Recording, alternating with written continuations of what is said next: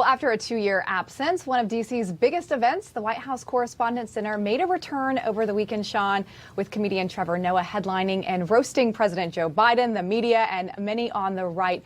So were the jokes funny, and did any go too far? Joining us now with his take is a comedian and Saturday Night Live alum, host of the Joe Piscopo Show, Joe Piscopo. Joe, welcome back to the show. Really excited to talk to you about this as a man who knows this industry so well. So we want to get your take and get your grade on some of these things. But first, I want to play for you. The president spoke before Trevor Noah, and he gave a few jokes of his own. Listen. This is the first time the president attended this dinner in 6 years.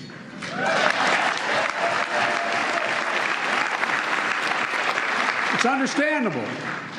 We had a horrible plague followed by 2 years of COVID. Just imagine if my predecessor came to this dinner this year. Now that would really have been a real coup. All right, so if you had to give the president a grade, A to F, what do you give him? You know, I have to tell you, they knew exactly what they were doing. It was very, very smart. And you got to hand it to the White House because they've been mishandling this president forever. When he stepped up, it made him vulnerable. He was likable. Don't forget, I'm telling you. And I know people go, oh, Joe, you're crazy. I'm telling you, I said it on my radio show this morning. Very, very smart.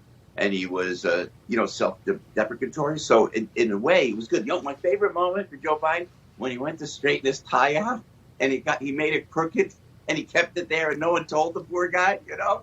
But we can't be fooled because that Lyndsay, Sean, we're at war. There's a war. We're at the precipice of a nuclear war, of chemical weapons. I mean, the inflation. People are coming into the border. They're placing them randomly around cities in the United States of America. This is the most chaos I've ever seen out of a White House, and they're patting each other on the back. And for those regular guys like me, you know, it's a responsibility. When you're in the press, it's a responsibility. You shouldn't get accolades for it. I didn't understand that. And then this was my favorite, if I may, where they go, and now the Catherine Graham Award, you know. And by the way, the production was great. I thought Trevor was great. I thought Steve Portnoy was great. The production of the whole thing was actually very, very well done. It was paced well and everything. But don't give me the Catherine Graham Award to the Washington Post for what? The Russia hoax? Is that what they got it for? I mean, what else did they give it for? For the Hunter Biden story?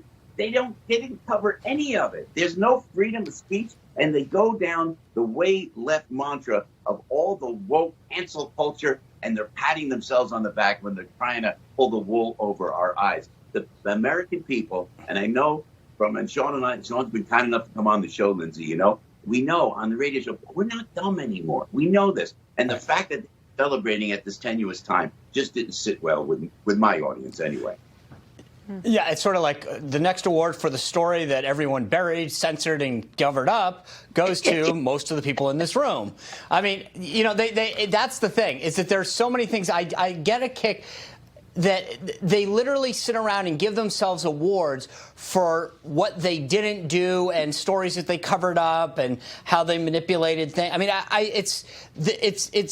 there's no other group of people that could get away with this the way that they do.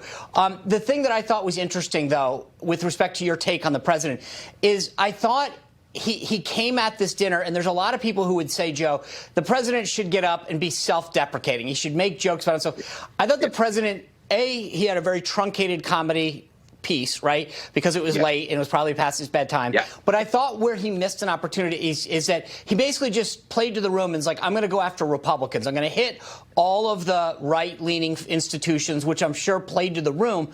But it wasn't like he didn't go after him, which is where Bush and a couple of the other guys who've done this in the past, some of the Democrats have made jokes about themselves. Biden made it partisan. Yeah.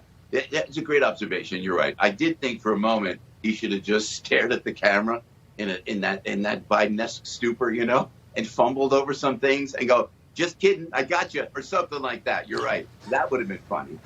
And I also thought an award they should have given the Tony Bobolinsky Award. I mean, they should have gone after everything has been out there and they didn't cover anything, you know. But I have to tell you, if I may, the production was great. I thought Trevor. You know, I know the kid. I met him, and he seems like a nice kid, but I didn't know he was that good on his feet. Half the jokes fell silent. half the shows did not connect with the audience, probably because they were too sensitive. But he got everybody pretty equally, and I thought that was good. His performance was great. And my gosh, guys, Sean, Lyndsay, he buried CNN more than anybody else. He would not let up on CNN. So that was good to see, at least from the comedian of the night, you know?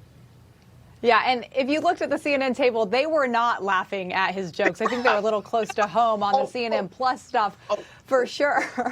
Listen, I got to tell you guys, this was the best. They showed a clip as they were talking about the White House Correspondents' dinner, you know, and I'm telling you, it just didn't ring true to the public. But I remember, Sean, you remember this, when Obama was up there, President Obama was up there, and he goes, Donald Trump, and he starts picking on Donald Trump, and he starts going after Donald Trump. You know what I was thinking? If you watch that video of Trump, and Sean, you were there, man. That's when Donald Trump said, you know what? I'm running. You know what? I'm going to win. Right there. You can see he was right there. Those jokes, they don't forget those jokes, you know?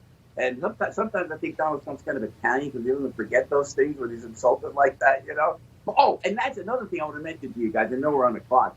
What is with the roast mentality in comedy? Why can't we be nice? Why can't we just have fun? Sean, to your point, you know, make fun of yourself a little bit. Why do we have to attack everybody? That's the mantra now, you know? And I think it would have been funny if Biden got up and actually slapped Trevor Noah. I thought that would have worked well. Just saying. Yeah. Is there anything that you thought that Trevor Noah said that was over the line, though? Did you think that he said anything? What was that? Ron DeSantis. Leave Ron DeSantis alone. Ron DeSantis. You know what? I'm glad you brought that up. Joe, here's the thing. I don't believe Ron DeSantis was there. And that was the thing. No, I don't think he was. My wife and I were watching some clips, and she goes, was he there? And my understanding, he wasn't. Yeah. You know what? He wouldn't stop. And every joke he made was wrong. The facts were wrong. Right. The narrative was wrong. And Ron DeSantis, we should all be so lucky to have a governor like Ron DeSantis. I'll tell you, that was wrong. And also, he made fun of some of my friends over at the other network, you know.